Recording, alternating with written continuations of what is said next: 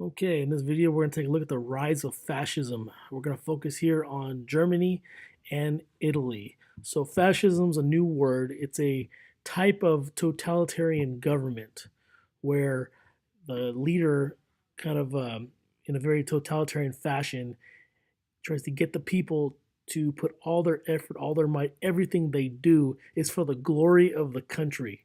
There's no individual thought. It's like you exist to make the country better. And in most cases, you exist not just to make the country better, to feed the ego of the leader. So we're going to look at two of the most famous examples of fascism, Germany and Italy. So long story short, if you live under a fascist dictator, they're going to expect you to go above and beyond and to sacrifice for the glory of the country, or in this case, the ego of the leader.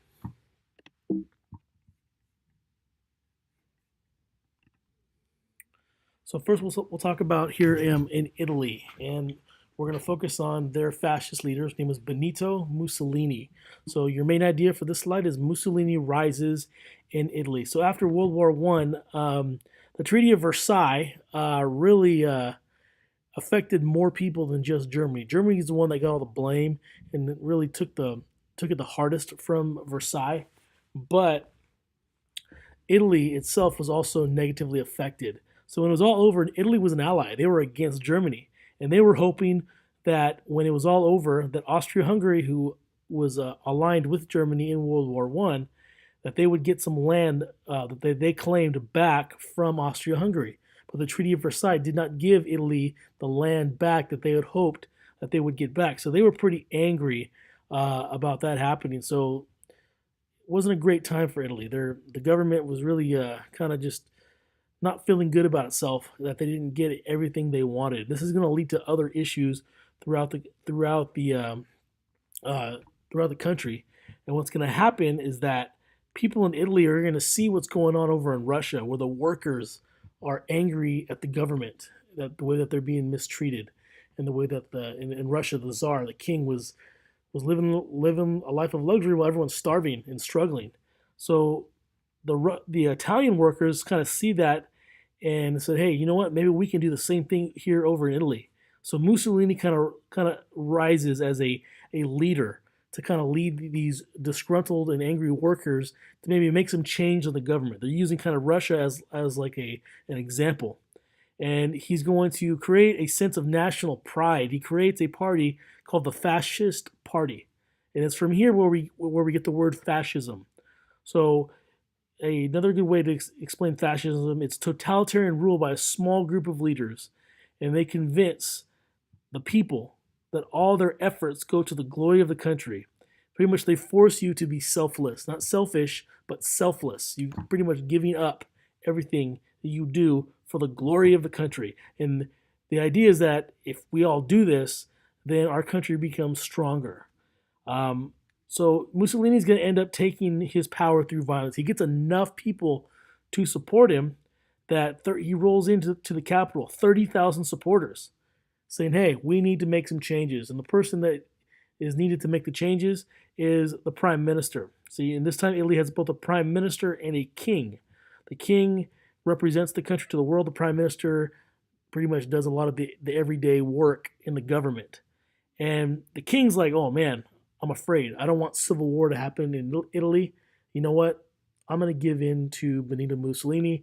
I'm going to go ahead and give him the job of prime minister and kick out the prime minister that Mussolini wants me to remove."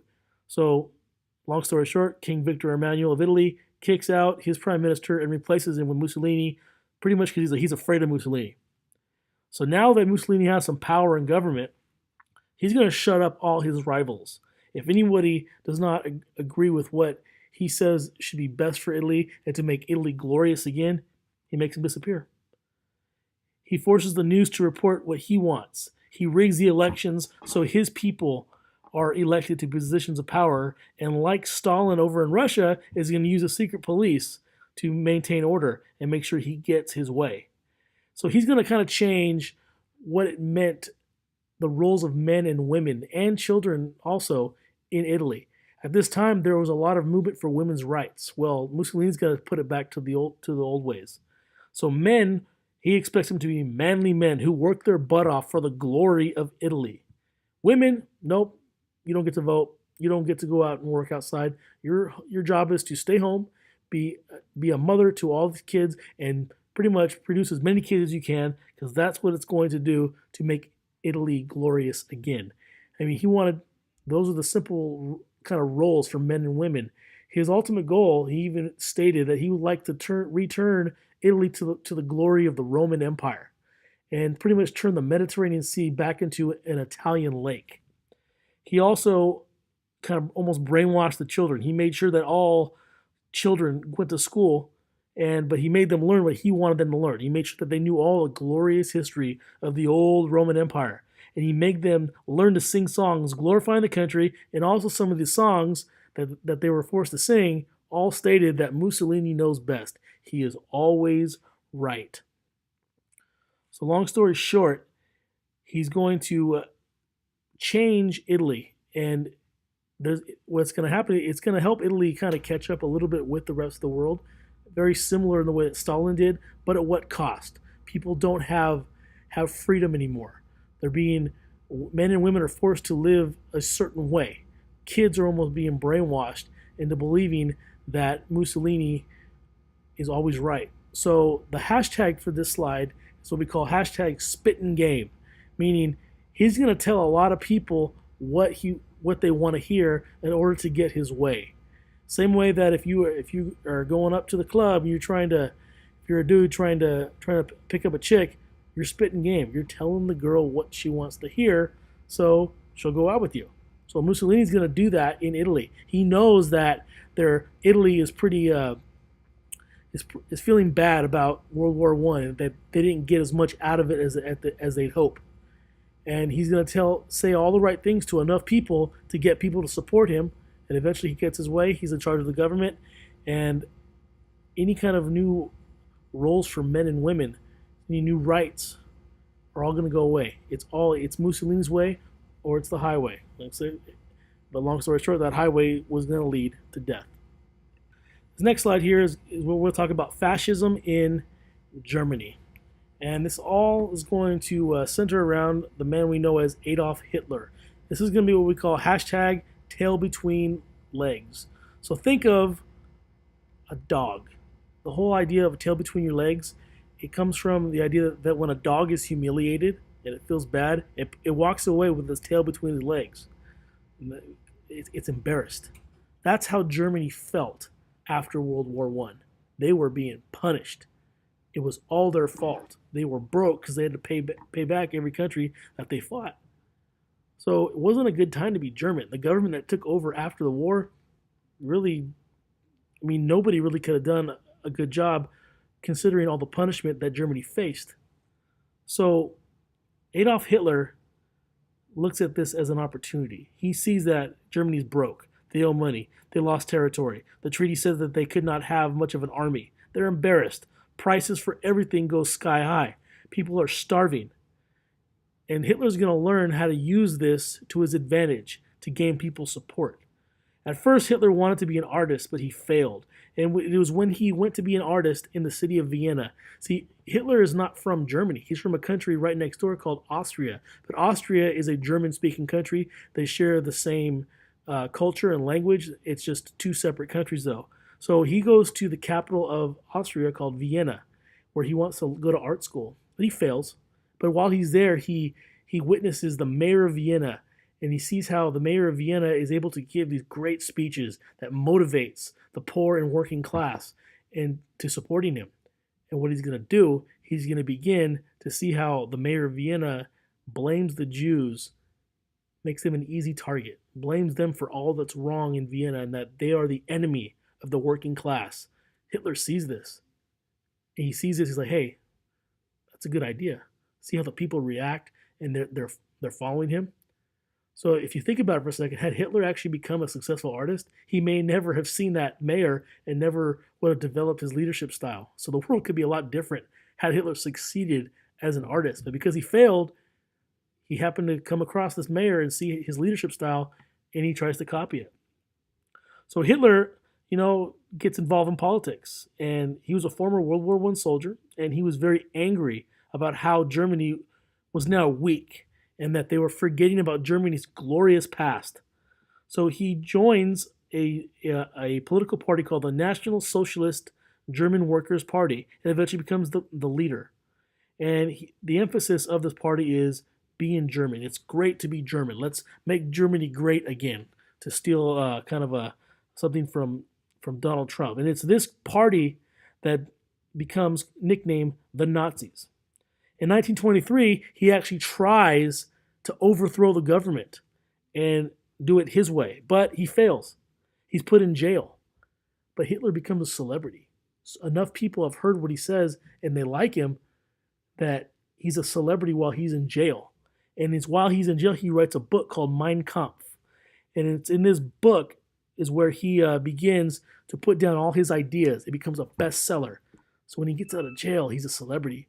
And it's only a matter of time before the people of Germany say, hey, we want Hitler to be in charge. He's going to help make our country better again. So this last slide here about fascism in Germany, the title here is Germany under Hitler. So what's Germany like while Hitler's in charge? Once he begins to gain control of the government, he's so popular that the government says pretty much, you're so popular, we don't want you to be our enemy, we'll just let you have a prominent role in government. Eventually, he gains all control. And here's how he does it. First, to get more support of the people, he uses the non-German people as scapegoats. Germany has a lot of people who live there who aren't German. Think of our country and how here in America, there's a lot of immigrants who come here. So the same way that some people may have a negative feeling about immigrants in our country, Germany was doing the same thing. So he used non-Germans as scapegoats. He claimed that the German people are the master race. And he uses a symbol called the swastika as the symbol of his party. He says that the people with light skin, and especially with blue eyes, they are superior to all other races. So anybody who's not light skinned, and usually for him, blue eyes was the best, even though he didn't have blue eyes, but go figure. That he thought the superior man was blonde hair, blue eyes, big and strong and athletic and intelligent, and they were superior to every other race. For him, the greatest enemy were the Jews. And that goes back to his time in Vienna before he got into politics. He sees them as non-Christian outsiders. He knows that they are in control of the banking system. He says, hey, if we can get them we get these non-Christians who don't believe in Jesus Christ and get them to stop controlling our banks, then Germany can be great again. So he blames the Jews and the communists, for that matter, for Germany losing World War I. He said, hey, we wouldn't be in this position if it wasn't for the Jews. I mean, it's a it's a lie, but enough people are so desperate to improve Germany that they go along with what he says. So this kind of goes along with the hashtag here is called hashtag brown nosing. Brown nosing is when think of someone kissing somebody's butt. Not literally, but when you say that you're a brown noser or a butt kisser, you're telling people what they want to hear to try and get your way, to gain their favor. And that's exactly what Hitler was doing. He knows how desperate the German people are, and he knows that they'll believe almost anything to try and improve their country, because it's really a bad time to be in Germany. So long story short, it's all this talk about, hey, the Jews, it's their fault. We are the master race. We should be drawing upon Germany's glorious past, and we should be the most powerful country in the world. And so he uses this talk to unite Germany. And they expand by taking land away from the inferior races of people around the world. He takes a new title. He calls himself the Führer, which is spelled F-U-H-R-E-R. And the Führer is a term for a powerful leader. And to show his power, he uses a secret police like Stalin, like Mussolini, and it's called the Gestapo. And he's not as paranoid as Stalin, but he uses his secret police, the Gestapo, the same way Stalin used his to silence all of his critics. Now, Hitler was a great speaker. If we go back to his time in Vienna when he failed as an artist, he learned how to tell people what they wanted to hear. He used public money to create jobs, and that made people happy. So first he tells them what they want to hear, then he gets them jobs, and then he openly ignores the Treaty of Versailles, completely ignores it, says, screw it, I'm not going to listen to it. If we want to build our army back, we'll build our army back. We're not paying those countries any money anymore. So pretty much, he's like giving the middle finger to the Allies. And he's able to get away with this because at this time, the rest of the world is going through the Great Depression. United States, England, France, even Russia, every country is affected by it. And we're so busy dealing with this and how to fix this problem, no one really stops Hitler from saying, hey, we're not paying the money we owe anymore. And he gets away with it. So 1935 is when he really begins to start ramping up his persecution of the Jews. He starts these rules of laws called the Nuremberg Laws, which pretty much is putting restrictions on all German Jews. We see some of the pictures here that any Jewish-owned store had to have a label on it. And people were said, don't go buy anything from Jews. And Jews had to be in bed at a certain time. They couldn't have certain jobs. I mean, they were thrown in jail for pretty much any reason. A famous, actually, I wouldn't say famous, but a very sad part of Jewish German history is a night in 1938 called Kristallnacht, which is in the German language pretty much translates into something meaning that the streets were, it was a night where they just destroyed all the windows and all the Jewish-owned businesses. And there was so much glass all over the street, it looked like it was covered in crystal, the night of crystal. But it was a first warning that it was very, if you were Jewish and you lived in Germany, this was the last place where you wanted to be. You need to get out. And from this point on, it's just going to get worse and worse for the Jews as they're going to be blamed for everything that's wrong with Germany. And it's all because Hitler knew how to twist people's minds, how to almost brainwash them into believing him. And a lot of it had to do with the German people were just so desperate. Like Mussolini, the way Mussolini tried to get the Italian children to believe that everything he said, Hitler does the same thing. He starts a program called the Nazi Youth, where he forces the German children to learn all of his ideas and pledge loyalty to the Nazi Party.